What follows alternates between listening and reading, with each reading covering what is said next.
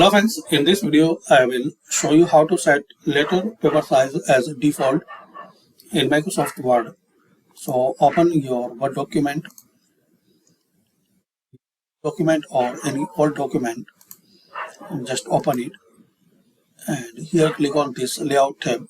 In this top bar you will see some tabs, so you have to click on this layout tab. Okay, now you will see this page setup. Click here. Now here you have to select your requirement paper size, like letter. Select it, then set as default and click on yes. So very simple, easy way.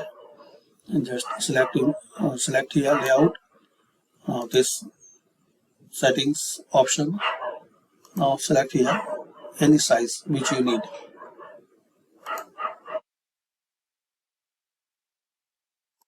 Like letter, then set as default.